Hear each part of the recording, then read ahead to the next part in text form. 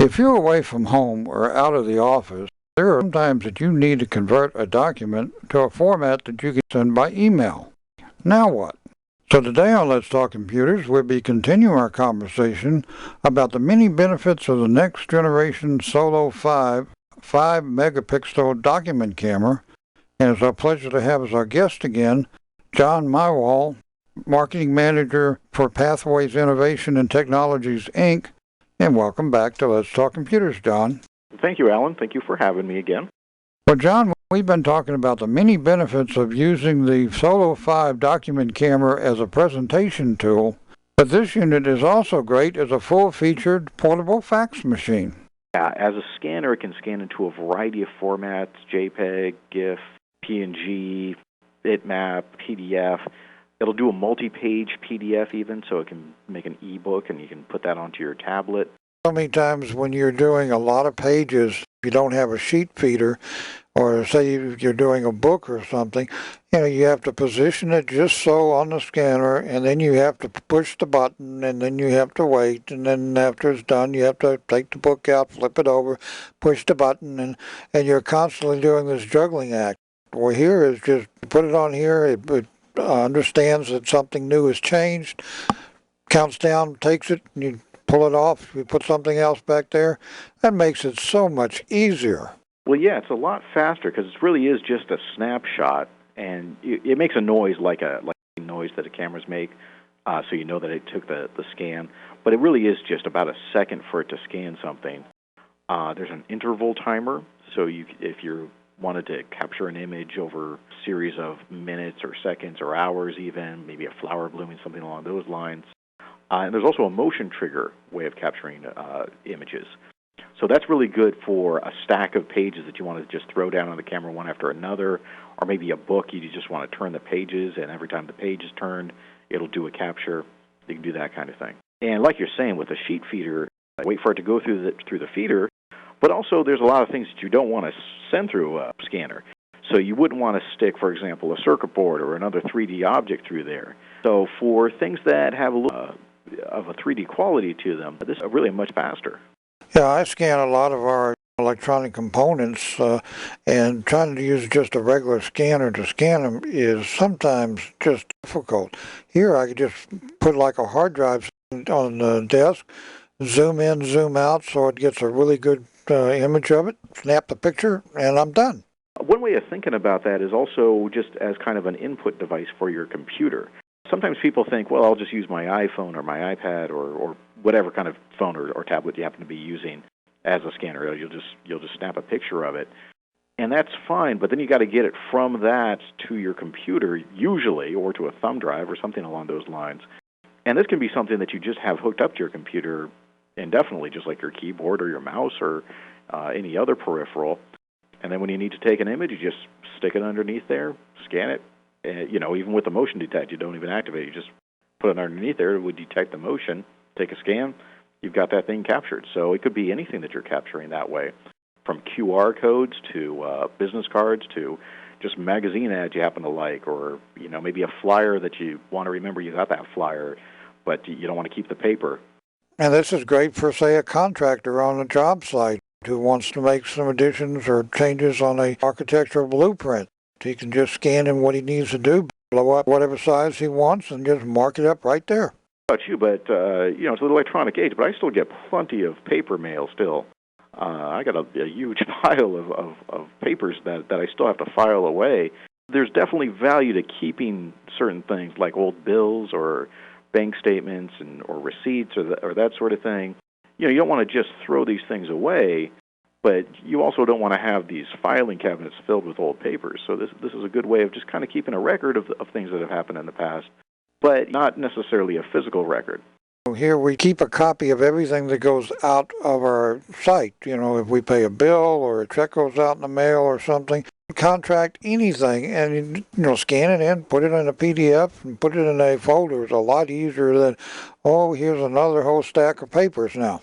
There is built-in OCR as well. The OCR technically is Tesseract OCR, which is Google's free OCR software.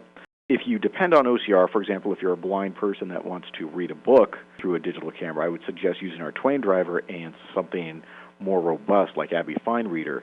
But for the average user, for the person that just wants to scan, let's say, a bill or a contract or a receipt or something like that, you could use our OCR to digitize it at least enough to where you would have searchable words there.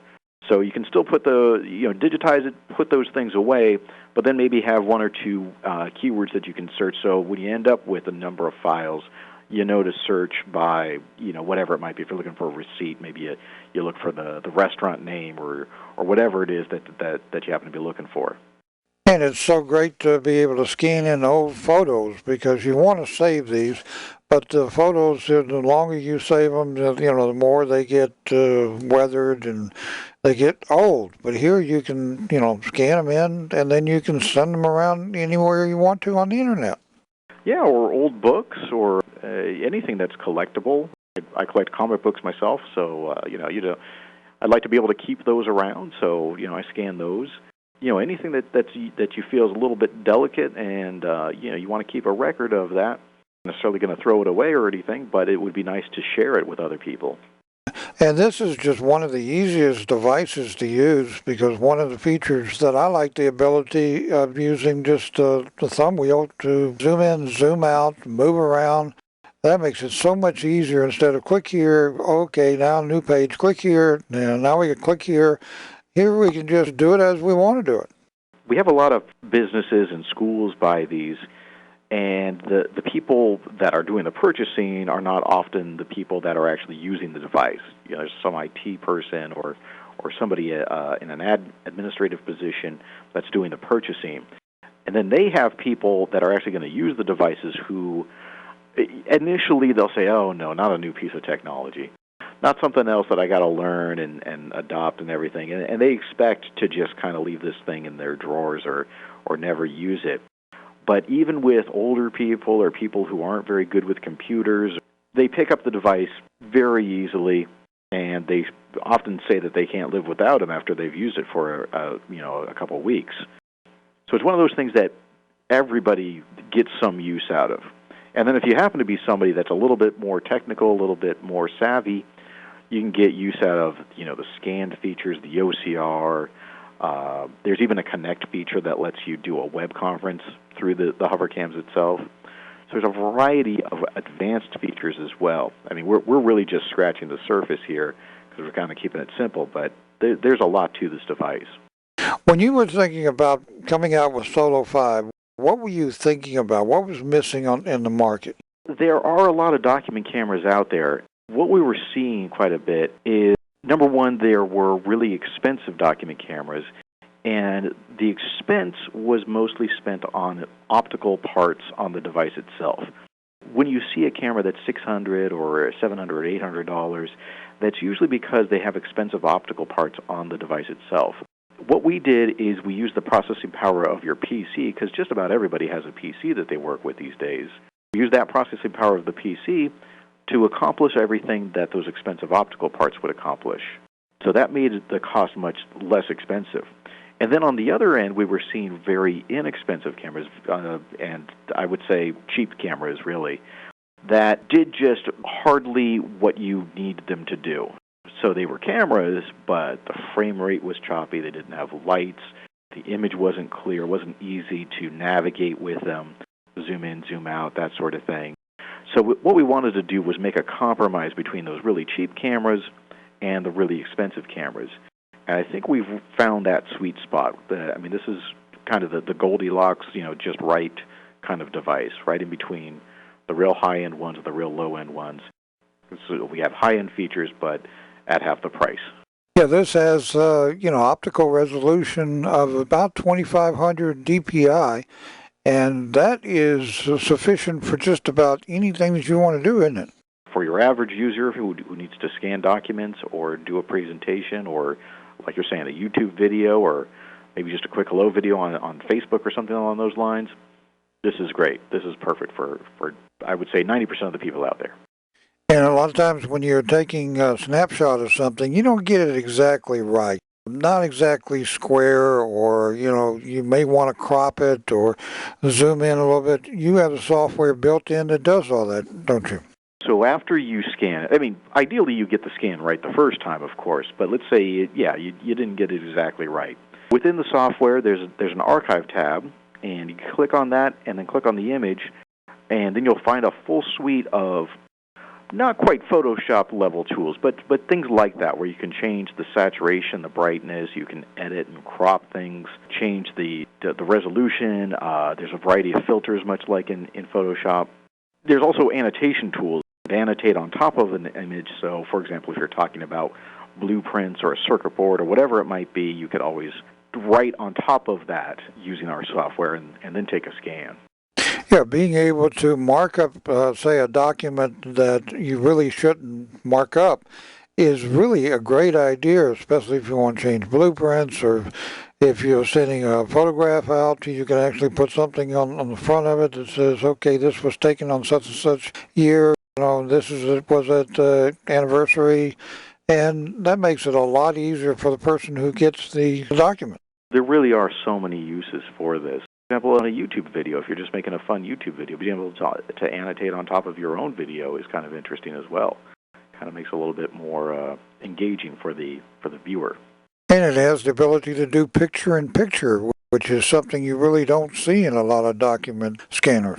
We're thinking that's going to be one of those waves of the future, and it makes it just a little bit more engaging to know that there's a real person behind a disembodied voice that might be annotating underneath on a document or on a blueprint or whatever it is they happen to be talking about. And let me just put you on the spot for a minute, John. If you had to pick one feature that separates the Solo 5 from other type of document cameras on the market, what would it be and why? I know this might not sound like much, but the ability to zoom in with the mouse wheel and to drag the image around by just clicking on it gives you a lot of versatility. I mean, it makes the presentation very instinctive, even for people that aren't used to technology. But that zoom in, zoom out, and being able to drag the image around, it makes it so that you can move the image to whatever area you want to talk about, as opposed to having to click through slides or shuffle through papers or whatever it might be. You have the ability to just guide the presentation to wherever you want it to go. And this is like a presentation tool, a scanner, and a document scanner all built into one small device that is so small and so compact, but yet so powerful that I think everybody needs to have one. I would like that, certainly, if everybody bought one. But yeah, I mean, I think everybody could get some kind of use out of it, really. We all have scanners now at our homes, or most of us have scanners of some sort. But this is a much easier scanner to use, and it's also a webcam, and it's also this presentation device and a recording device. So in a lot of ways, it's condensing the number of devices that you need. And what are we looking at as far as the cost of this product? It MSRP's at $299, and I always quote MSRP price because I'm with the manufacturer. There are resellers throughout the country who sell it for less, particularly for educators. We have a lot of people in the K through 12 field and also in higher education that like to use these for teaching their classes. And you make a lot of different types of document tools. What are some of the other type of tools that you make? We have a variety of document camera models. Roughly, they're all priced around the same level, so they're all around $299 or even lower. We did that because we want for people to pick out the camera that's right for them. We don't want people to pick out a camera because it's the cheap one. So everything's priced about the same, but we have document cameras with 2 cameras in them, for example, for doing picture-in-picture. That would be the Neo 3, which also outputs directly to VGA. So if you didn't want to go through the computer, you could just hook this right up to a projector, but you could also take advantage of the software we've been talking about. We have another one called the Mini 5 that's going to be coming out very shortly, and it's a real small one. It's about the size of a candy bar. It could fit in your pocket. So if you really need a mobile one, that would be the one for you. And then, of course, we got the old standbys, the T3 and the T5. The T3 has been one of those cameras that, I mean, we've seen just immense growth selling the HoverCam T3. People really take to it very strongly. That one's only $219 MSRP. It has the same software as the Solo 5. Doesn't quite move in the same amount of positions, and it's a 3-megapixel camera, but still a great device. And if somebody would like to find out more information about the Solo 5 and some of your other great document scanners, where would they go? The site is www.thehovercam.com. That's TheHoverCam.com. Or you can call us. We're in San Diego, California. Call us at 858-750-3499. And we're more than happy to answer questions or talk to anybody about our devices and give them more information. Well, John, it looks like we've run out of time, and I really enjoyed our conversation talking about the many benefits of the next generation Solo 5 5-megapixel document camera, and I look forward to talking to you about some of your other great products real soon. Well, thanks, Alan. Forward to it next time.